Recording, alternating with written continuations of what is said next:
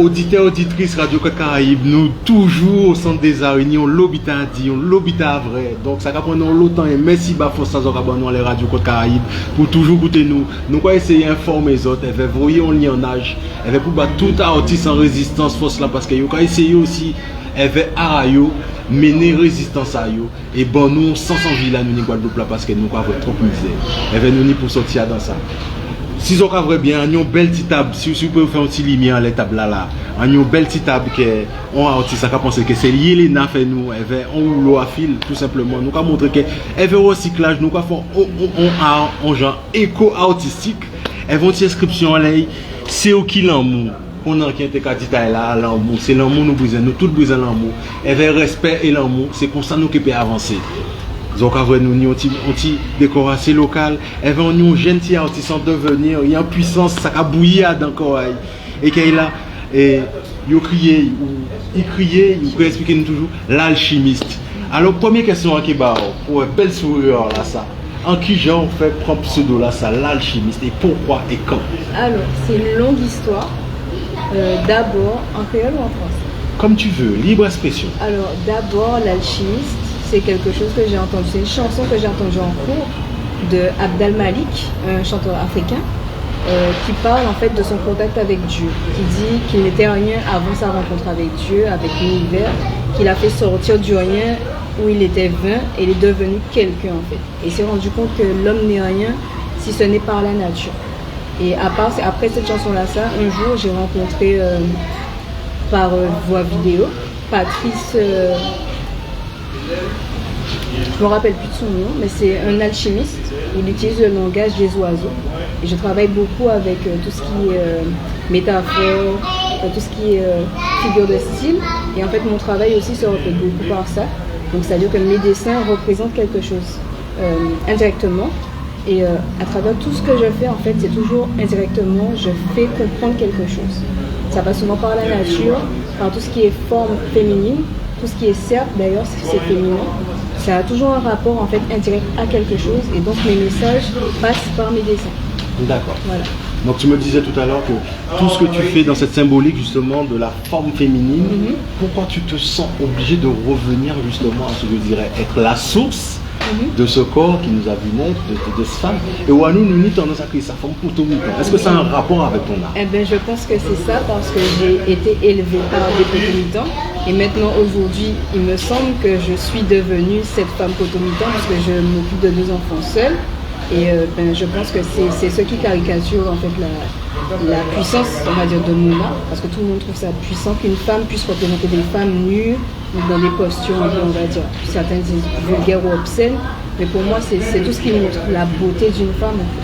C'est tout ce qui montre qu'on est puissante parce qu'on peut créer nous-mêmes, on peut créer la vie, créer le monde en fait. Sans femme, il n'y aurait pas de monde. Okay. Voilà.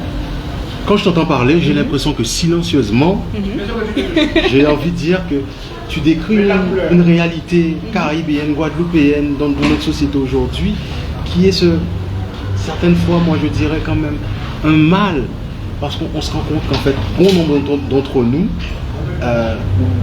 personnellement, ou peut-être que c'est le voisin ou c'est une connaissance, on est submergé par ce phénomène justement de la monoparentalité, où c'est toujours une femme qui a levé nous et le père déserteur.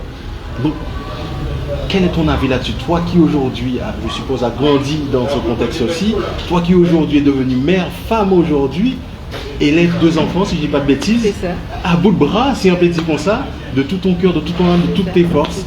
Donc donne-nous ta posture et ta position là-dessus. Je dirais déjà que j'ai été élevée par mes 2 parents. Ils étaient mariés. Par contre, c'est maman qui allait porter une manœuvre, il cherchait, bon, il venir porter la case. Mon papa était là, mais c'est maman qui donnait le dernier mot, c'est maman qui décidait de on fait ceci, on fait cela, on organise, c'est elle qui organisait la maison. Et en fait, elle m'a appris très tôt à faire ceci, très tôt à faire cela, m'organiser, ce qui fait que maintenant, j'ai pas peur. Je suis sortie dans la nature à 17-16 ans. J'ai eu mon fils à 18 ans, je passais mon bac, j'avais 6 mois de grossesse, j'ai eu mon bac avec mention. C'est ma maman qui m'a forgé en tout cas. Et je pense que beaucoup d'autres femmes, de jeunes femmes en tout cas, sont maintenant dans cette situation parce qu'aux Antilles, selon moi toujours, c'est mon avis, mon humble avis, je pense qu'aux Antilles, on est trop nombreuses comme ça parce que je pense que c'est un peu culturel. Je dirais ça comme ça. D'accord. Peut-être que c'est faux, mais c'est mon avis. Culturel peut-être, mais en tout cas c'est un héritage qu'on se traîne en fait. Voilà. Et on va rester sur ce leitmotiv du mot de l'amour. Ouais. Faut nous apprendre à aimer. Oui, non, mais c'est quand même une force parce qu'on montre que les femmes donnent, parce qu'on donne à nos fils, cet amour en fait, cette vaillance. Donc pour toi c'est plus une force qu'une tare ou qu'un handicap en fait. Ah, oui, pour un enfant qui grandit sans ses deux parents, enfin pas forcément toi parce que toi t'as pas vécu ça réellement, mais ça nous rend solide pour moi selon mais moi. peut-être fragile aussi, parce que nos pas votre jeunesse là, c'est peut-être je pense qu'il manque certaines choses, mais dans un sens tu deviens débrouillard parce que tu vas chercher à faire mieux, tu vas vouloir créer mieux, tu vas vouloir apporter plus. Tu sauras qu'il manque ça, mais que même s'il n'y a pas ça, tu vas te débrouiller, tu vas t'en sortir. D'accord. Et par rapport à ça, parce que tu es mère aujourd'hui, dans l'éducation de tes enfants, je suppose que personne ne décide délibérément de mettre une famille là et de s'en occuper solo, ou pas attendre les conjoints à bout de love là. Bon, il n'est pas là, tant pis. Et quand on dit Timouna, on laisse ça en fait justement, parce que c'est l'avenir. Donc, en qui on va expliquer ça? Et tu m'as dit que tu avais un garçon, une fille. Un garçon, une fille. Donc, tu as la paire. Donc, du coup, on aura les deux versions. Qu'est-ce que tu expliques à ta fille et qu'est-ce que tu expliques par rapport à ça à ton garçon? Parce que ça sera le futur papa de demain et ça sera la future maman de demain. Ce que je dis à mes enfants à ce sujet-là, c'est souvent que tu peux tout faire. Ma fille, tu peux tout faire. Même si tu es une fille, n'écoute pas. J'essaie de ne pas les brider, de ne pas les normer, de ne pas leur apprendre ce qu'on m'a appris. J'essaie de les laisser choisir eux-mêmes ce qu'ils veulent comme direction. Parce que du coup, imposer des règles, tu ne dois pas faire ci, tu ne dois pas faire ça, peut-être qu'eux, ils ne voient pas les choses comme moi. Peut-être que moi, ce que j'aurais voulu faire, je n'aurais pas fait comme ça maintenant si on ne m'avait pas donné des limites. Ils ont des limites, mais pas toutes les restrictions qu'on empêche de faire aux enfants. Et moi, je t'entends parler, tu m'as dit que tu es arrivé jusqu'au bac avec mention. Félicitations. Merci. Et je suppose que c'est un bac littéraire. Oui, c'est ça. D'accord. Dû à ton expression, donc je le devine amplement.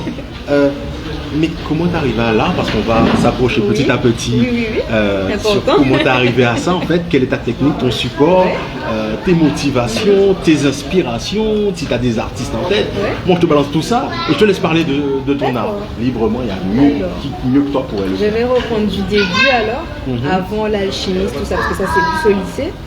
J'ai commencé à dessiner, j'avais 4 ans. Ma tante, la soeur de mon père, dessinait dans la maison, elle faisait les beaux-arts. Du coup, j'ai appris en la voyant faire. C'est comme ça que j'ai appris visuellement. Et à force de faire, un jour à 8 ans, j'ai découvert le corps des femmes nues, déjà la poitrine. J'ai commencé à dessiner des courbes.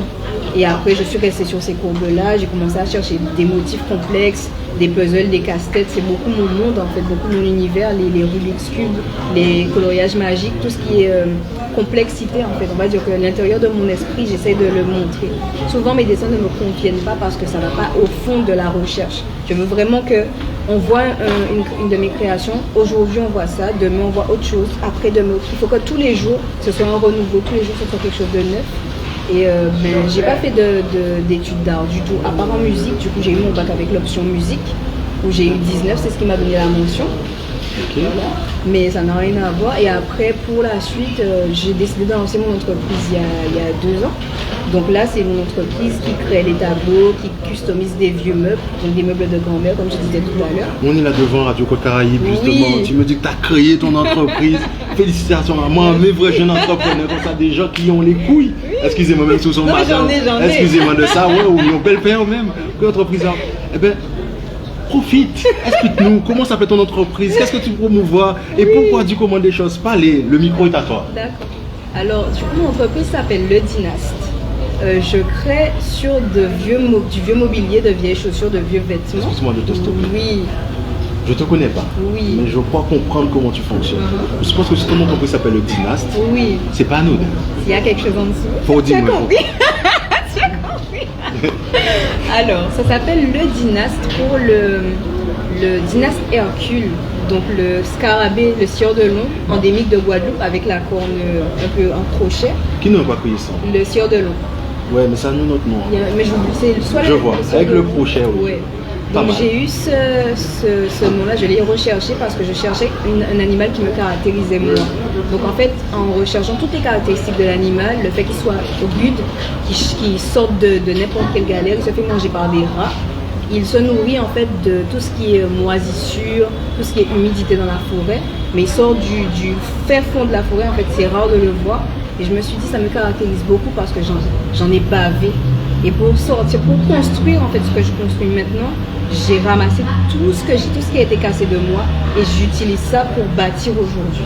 Et c'est ce que l'animal fait. Donc tu es en train de me dire que tu as un agglomérat de brisures. Oui, voilà. Et tu t'es servi de toutes ces mauvaises expériences. Ouais. Par mauvaises expériences, sans vilain jeu de mots, j'ai envie de dire de belles expériences parce que malgré tout, tu as su rebondir. Voilà. Et c'est ce qui aujourd'hui te permet d'être aussi forte que tu es, la femme job que tu as connue. Et je te félicite devant les auditeurs de Côte Caraïbe, je te félicite amplement. Et parle-nous de cette entreprise justement qui promouvoit justement ton art, comment tu te développes, etc. C'est principalement par du bouche à oreille ou par la page Instagram ou les autres.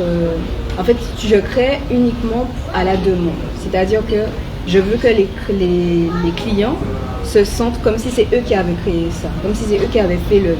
Ils me disent ce qu'ils ont en tête, exactement les couleurs, les formes, les thèmes. Et moi, j'essaie de mettre en lumière, de mettre en forme, matérialiser ce qu'ils ont en tête. D'où l'alchimiste aussi. Donc, je vois que nous en direct là dans les Côtes Caraïbes. Nous pas ni t'y affiche là en bas, qu'à défiler, qu'à dire non. Donc, je vais te charger de me donner ton Insta au public. Tu vas leur expliquer ton Insta, ton Facebook. Si pour ça nous pouvons en force pour nous commander, voilà, ben c'est le moment de le faire. Exprime-toi, ben nous toutes coordonnées. Il n'y a pas de souci. Donc déjà mon Instagram, c'est le Dynaste, le-du-8, Dynaste D-Y-N-A-S-T-E. Mon Facebook, c'est l'Alpha, l'alchimiste. Donc toujours pareil pour l'artiste. Et mon numéro, c'est le 06 90 05 19 11. Voilà. Bon, moi 06 90 05 19 11.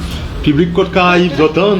Alors, si vous avez une petite commande à faire, n'hésitez pas à aller sur son Face, son Insta, créer un numéro personnel à Ibazotli. C'est pas pour la draguer. S'il vous plaît. Ouais, voilà, parce qu'elle a déjà assez à faire. C'est pas si d'en rencontre ici. Mais, by love là, et c'est, il y en a l'autre, c'est on y en a, c'est tête collée, c'est comme ça nous qu'à avancer ensemble. Et il est contextuel de le dire aujourd'hui, encore plus que jamais.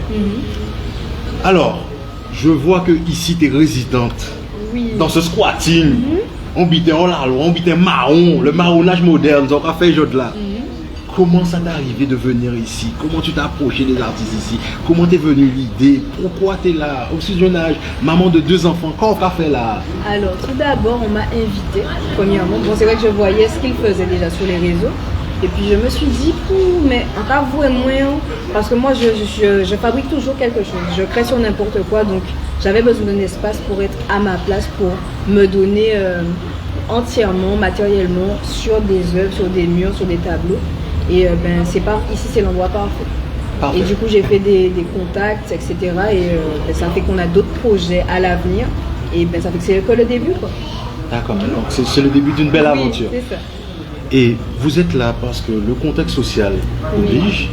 Qu'est-ce que tu penses de ce qui se passe dehors aujourd'hui? Tout ça habite à nous attendre.